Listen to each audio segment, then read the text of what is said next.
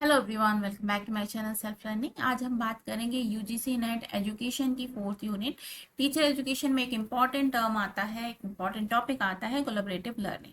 ठीक है, इसका क्या मतलब होता है इसको समझेंगे। कोऑपरेटिव लर्निंग से ये किस तरीके से अलग है ये भी हम समझेंगे। तो लास्ट तक जरूर बने रहिएगा, इंपॉर्टेंट है वीडियो, बहुत सारे प्रश्न से पूछे जाते हैं। अब देखें, कोलैबोरेटिव लर्निंग के कुछ एग्जांपल्स हम देख लें। इसको हम थोड़ा सा समझने की कोशिश करते हैं कि क्या क्या कोलैबोरेशन का मतलब होता है, किस तरीके से उसमें लर्निंग होती है। तो ये एक तरीके से ऐसा है कि बच्चों की एक टीम बना दी गई, स्टूडेंट्स आपस में टीम डिस्कशन करें और उसके बाद किसी एक प्रॉब्लम को सॉल्व करने की कोशिश करें। ठीक है, तो वो हो जाता है कोलैबोरेशन। कोलैबोरेशन का मतलब भी जैसे हम सिंपल टर्म में देखते हैं, हमने किसी के साथ कोलैब किया है, इसका मतलब है हमारा एक कोई टास्क है, उस टास्क को करने की जिम्मेदारी दो या दो से अधिक लोगों की है। उसमें जो काम है वो डिवाइड कर दिए जाते हैं, हर एक बंदा अपना अपना काम करता है, उसके बाद फिर उस टास्क को कंप्लीट किया जाता है।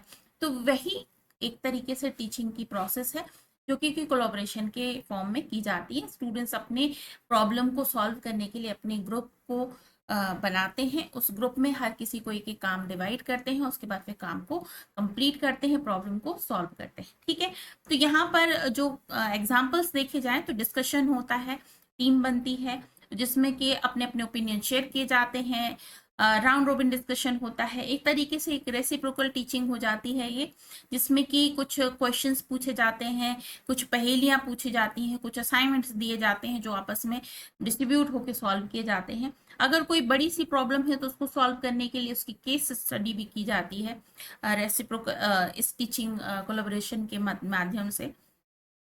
इन्वॉल्विंग अ टीम मेंबर्स, सारे ही टीम मेंबर्स आपस में इन्वॉल्व होकर इस काम को पूरा करते हैं। राइटिंग एंड टीम गेम्स, अगर कोई राइटिंग होना है, किसी एक प्रोजेक्ट को लिखा जाना है, तब ऐसा होगा कि टीम बना दी जाएगी। और या फिर कोई टीम गेम्स हो रहे हैं जिसमें सारे ही स्टूडेंट्स हैं, जैसे कि मान लेते हैं क्रिकेट का कोई गेम है, उसमें 11 जो खिलाड़ी होते हैं उनका एक कोलैबोरेशन होता है ना।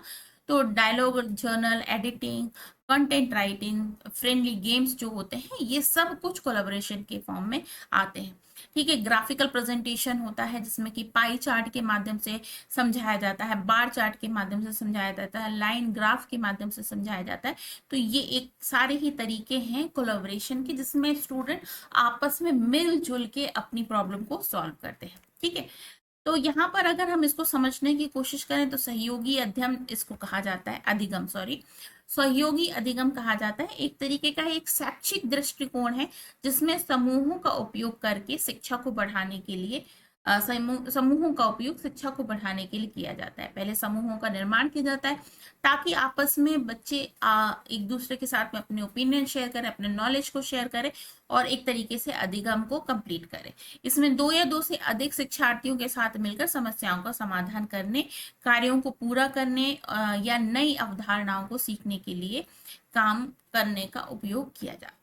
ठीक है, इस दृष्टिकोण से शिक्षार्थी को जानकारी एवं धारणाओं को सक्रिय रूप से जोड़ने का मौका मिलता है कि आप सारी ही जानकारी को पहले जोड़ें, कनेक्टिंग द डॉट्स जिसको कहा जाता है, वो डॉट कनेक्ट करें और उसके बाद में आंकड़ों और तथ्यों के माध्यम से रटने की जगह, आप रटे नहीं बल्कि रटने की जगह पे आप इन सारी ही तथ्यों को एक साथ करके कॉन्सेप्ट को समझने की कोशिश करें, बेहतर ढंग से समझने की कोशिश करें।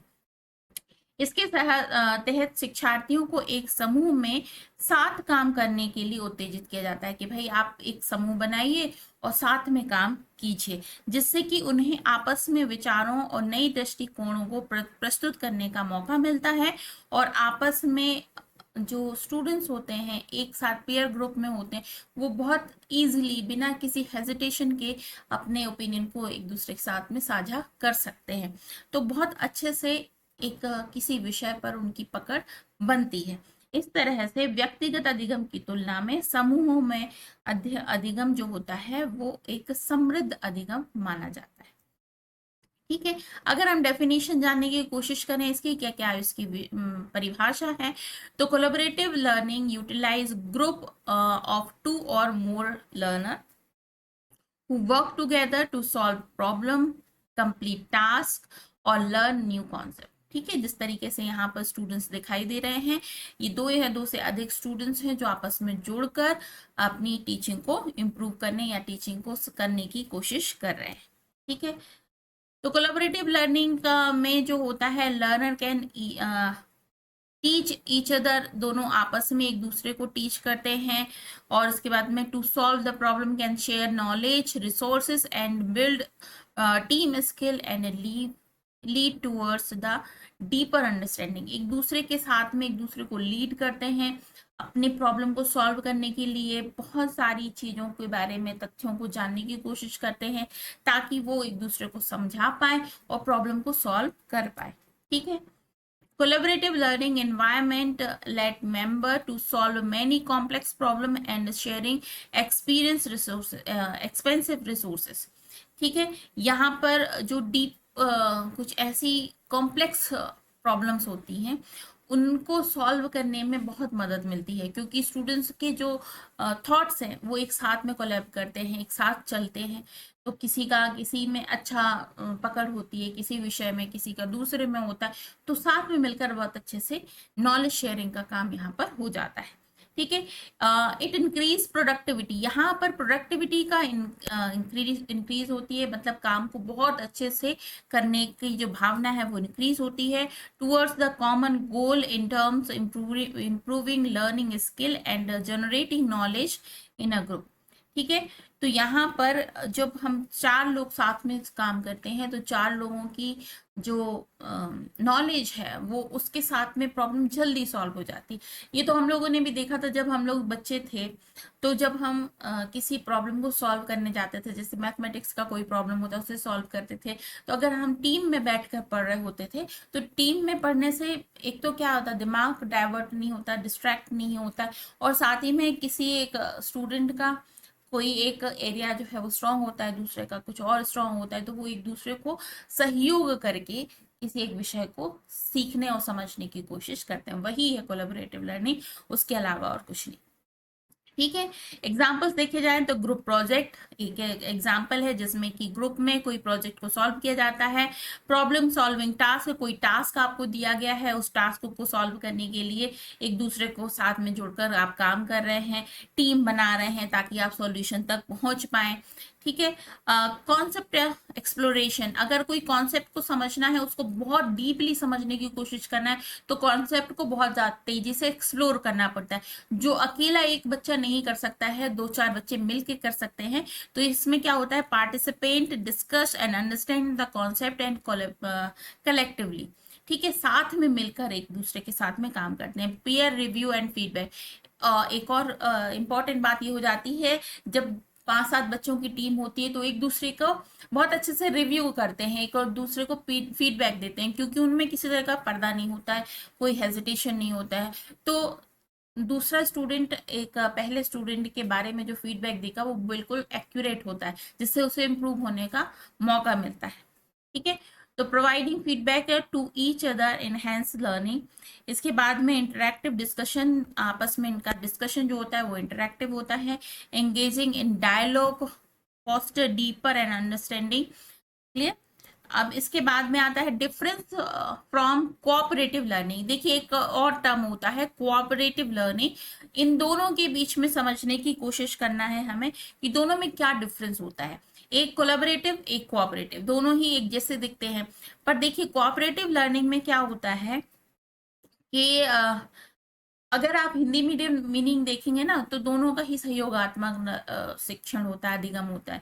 ठीक है। लेकिन दोनों में क्या डिफरेंस हो जाता है, इसमें छात्रों का समूह में विभाजित किया जाता है, उन्हें सामान्य उद्देश्य में पहुंचने के लिए सहायक अध्यापक द्वारा निर्दिष्ट भूमिकाएं दी जाती है। कोऑपरेटिव लर्निंग जो होता है उसको सहकारी अधिगम भी कहा जाता है, मतलब आप काम तो कर रहे हैं, सहयोग में काम कर रहे हैं, बट आपके साथ में किसी एक टीचर का इंटरेक्शन भी है, इंस्ट्रक्शंस भी हैं उनके, वो आपको गाइड कर रहे हैं। जबकि कोलैबोरेटिव लर्निंग में आप पूरी तरीके से स्वतंत्र होते हैं।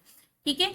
अध्यापक की निर्दिष्ट भूमिकाएं होती हैं, वो कार्य निर्देशित करते हैं, वो बताते हैं कि आपको क्या क्या गतिविधियां करनी है। सहकारी अधिगम विशेष रूप से उन छात्रों के लिए अनिवार्य होता है जो कक्षा में मौजूद होते हैं और उन्हें किसी उद्देश्य में पहुंचने के लिए भाग लेना होता है। ठीक है। बात समझने की कोशिश कीजिएगा।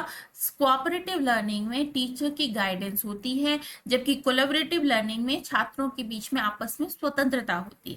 ठीक है। तो ये बात समझ में आ गई आपको। कोऑपरेटिव लर्निंग है और ये जो कोलैबोरेटिव लर्निंग है, इसमें आपस में इनका ग्रुप बनता है, सहयोग करते हैं, स्वयं सेवक गतिविधियां होती हैं, वे छात्र भाग लेते हैं वास्तव में जो रुचि रखते हैं। ठीक है, अपने ग्रुप को वो खुद चुनते हैं जो उनको बनाना होता है, जिस भी विषय के उन्हें अध्ययन करना है।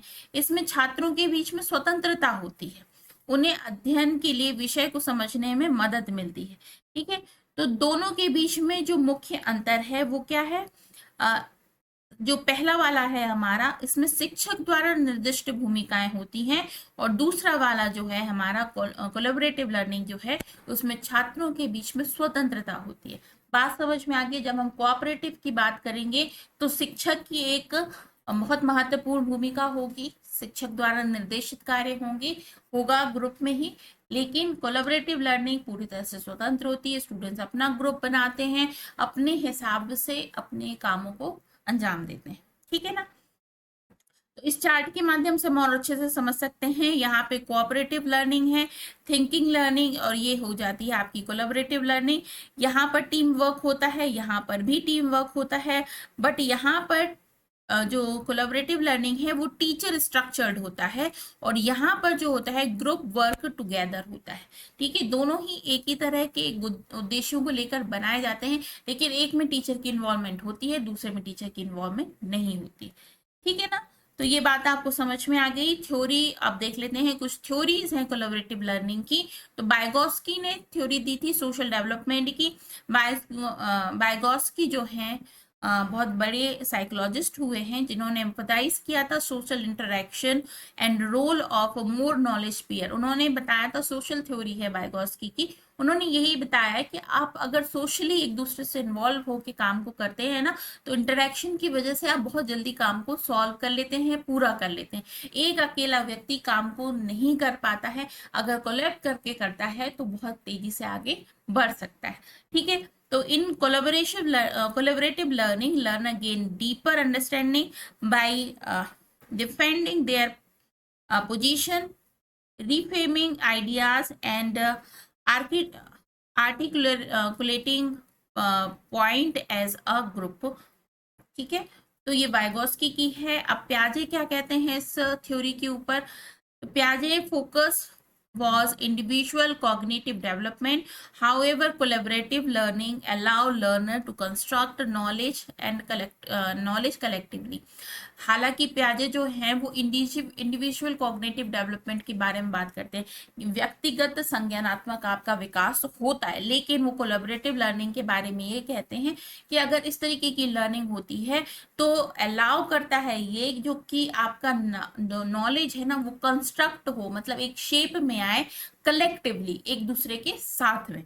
ठीक है, नेक्स्ट आ जाता है कैगन की जो कॉग्निटिव डेवलपमेंट थ्योरी है, वो भी क्या कहती है कि ये थ्योरी के अनुसार highlight the importance of social interaction in learning and development.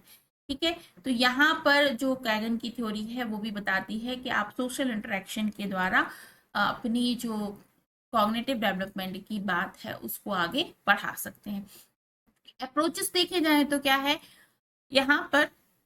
हाँ, वही है कि आप अगर अप्रोच देखे जाए तो इंफॉर्मेशन शेयरिंग होती है, आप नए नॉलेज को जनरेट करते हैं। जब हम 4 लोग एक साथ किसी कार्य को करते हैं तो कार्य अधिक तेजी से होता है, अच्छे से होता है, और नॉलेज शेयरिंग जरूर होती है। जैसे बात आती है ना कि आप अकेले क्लास में पढ़ रहे हैं, लेकिन ट्यूशन में जब पढ़ रहे हैं तो अकेले पढ़ रहे होते हैं, क्लास में होते हैं 40 बच्चों के साथ पढ़ रहे होते हैं, उधर पे आप लोग का जो बौद्धिक विकास है वो तेजी से होता है, रादर देन आप अकेले पढ़ें। ठीक है, identify the need of peers and process if it and produce the information which is need by peers। ठीक है, सहयोगात्मक सहयोगी जो होते हैं बच्चों के साथ में जो रहने वाले हैं होते हैं, पीयर ग्रुप जो होता है वो आपको साथ में सीखने में मदद करता है। और एक बात ये होती है कि जो हमारा एज ग्रुप है, मतलब जैसे जो बच्चा जिस एज का है उस एज के बच्चे के साथ में बहुत अच्छे से इंटरेक्ट होता है, तब अगर वो किसी प्रॉब्लम को साथ में सॉल्व कर रहे हैं तो और अच्छे से सॉल्व हो पाएगी, समझ में आ पाएगा उनको उनका, क्योंकि एक तरीके का बौद्धिक स्तर है। ठीक है। और हेजिटेशन भी नहीं होगा आपस में बात करने में, किसी तरीके की कोई इश्यूज नहीं होते हैं उनके बीच में, लड़ भी लेते हैं फिर उसके बाद फिर से एक साथ जुड़कर काम करने लगते हैं। ठीक है। तो making healthy discussion as the team में comprise of different background members. आते हैं अब एडवांटेज की बात कर लें तो देखो, promotive critical thinking and skill, critical thinking इसमें इंप्रूव होती है, स्किल इंप्रूव होती है, building and give a way of knowledge, बहुत अच्छा नॉलेज आपका बिल्ड होता है, एक्सचेंजिंग डिबेटिंग एंड आइडियाज, यहाँ पे नेगोटिंग आइडियाज होते हैं, डिबेट होती है, दोनों के बीच में डिस्कशन भी होता है। फिर आता है active thinking process of the learner, learning की जो प्रोसेस है वो एक्टिवली पार्टिसिपेट करने की वजह से एक्टिव हो जाती है। आप देखते हैं कि बच्चे एक दूसरे के साथ में बहुत तेजी से बढ़ने की कोशिश करते हैं।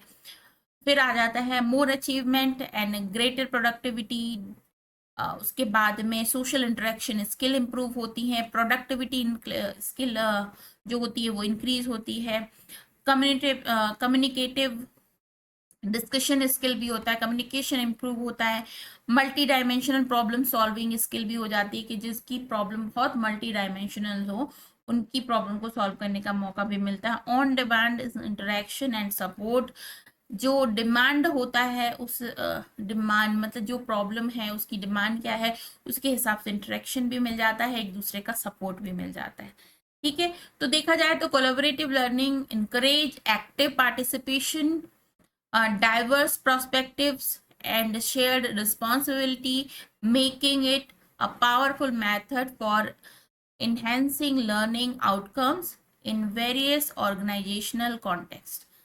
ठीक है।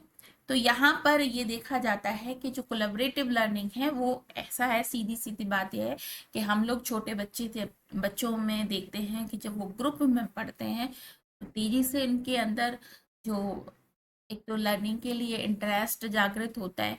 आप अकेले बच्चे को छोड़ देंगे, वो थोड़ी देर पढ़ेगा, थोड़ी देर बाद फिर वो भटक जाएगा। लेकिन एक ही तरीके की मेंटल स्किल वाले जो स्टूडेंट होते हैं वो एक साथ जुड़ते हैं, उनको कहा जाता है ये आपको सॉल्व कर देनी है प्रॉब्लम, तो फटाफट वो करेंगे। क्यों करेंगे? क्योंकि तो मन भी लगता है पीयर ग्रुप के साथ में, दूसरे के साथ में, किसी बड़े के साथ आप उन्हें बैठा लेंगे तो उन्हें लगेगा कि अरे कोई कहे ना कि ये कैसा कर रहे हो वैसा कर रहे हो, लेकिन उनके एज ग्रुप में है तो दोनों के साथ में नॉलेज शेयरिंग हो जाती है और बहुत अच्छे से वो काम को अंजाम दे पाते हैं। तो ये है कोलैबोरेटिव लर्निंग, इससे संबंधित प्रश्न पूछे जाते हैं। मेनली जो हमने बीच में देखा था ना, कोऑपरेटिव और कोलैबोरेटिव, दोनों में क्या डिफरेंस होता है, इसमें क्वेश्चन जरूर पूछे जाते हैं। बहुत ही माइनर सा डिफरेंस है, एक में टीचर की इन्वॉल्वमेंट होती है और एक में टीचर की इन्वॉल्वमेंट नहीं। ठीक है। तो ये था आज का हमारा सेशन। आई होप आपको क्लियरली समझ में आया होगा कोलैबोरेटिव लर्निंग के बारे में। तो इस तरीके से हमारा जो टीचर एजुकेशन का फर्स्ट पार्ट है वो कंप्लीट होता है। इसके बाद हम नेक्स्ट पार्ट स्टार्ट करेंगे, तो हमारे साथ में रेगुलर बने रहिए। आई होप कि आपको हमारी ये जो क्लासेस हैं वो अच्छी लग रही हैं, और अगर आपके कोई भी कमेंट होते हैं तो आप मुझे बताइए, क्वेश्चन जो होते हैं वो भी आप मुझे बताइए, किसी तरह का और आप नॉलेज चाहते हैं वो आप बताइए, तो मैं आपको ज़रूर शेयर करूँगी। ठीक है। इसके अलावा मैं आपको बता दूं कि अगर आप नोट्स चाहते हैं तो हमारे एप्लीकेशन में जा सकते हैं, एप्लीकेशन से आप नोट्स परचेस कर सकते हैं पूरे तरीके से, हिंदी और इंग्लिश दोनों ही भाषाओं में आपको वहाँ पर नोट्स मिल जाएंगे। ठीक है। इसके साथ साथ में टेस्ट सीरीज भी मिल जाएगी। तो अगर आप ऐसे हैं जो क्लासेस अटेंड नहीं कर सकते हैं लेकिन नोट्स आप पढ़ सकते हैं कहीं पर भी बैठकर, तो आप नोट्स ले सकते हैं। ठीक है। हिंदी और इंग्लिश दोनों ही माध्यम में आपको पेपर 1 और पेपर 2 एजुकेशन के नोट्स मिल जाएंगे। साथ ही साथ में आपका कोई भी पेपर होता है अगर, तो उसकी टेस्ट सीरीज आपको जरूर मिल जाएगी वहां पर, तो आप जरूर चेक करें। ठीक है। इसके अलावा टेलीग्राम चैनल से आप जुड़ जाइएगा तो ये जो नोट्स हैं आपको वहां पर मिल जाएंगे। इसके साथ में आप हमारी ईमेल आईडी नोट कर लीजिए, इंस्टाग्राम हैंडल नोट कर लीजिए, जो भी आप जिस तरीके से भी हमें कांटेक्ट करना चाहते हैं आप कर सकते हैं।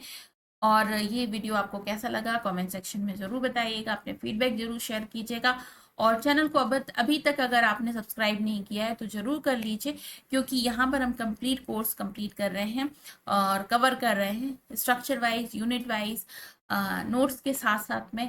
तो ऐसा आपको और कहीं पे फ्री में नहीं मिलेगा। ठीक है, तो चैनल को सब्सक्राइब करना है और ज्वाइन भी जरूर करना है। ठीक है, तो इस तरीके के वीडियोस के लिए हमारे साथ जुड़े रहिए। आज का वीडियो में फिनिश करते हैं, कल फिर मिलते हैं। तब तक के लिए अपना बहुत ख्याल रखिए। This is Monisha signing off.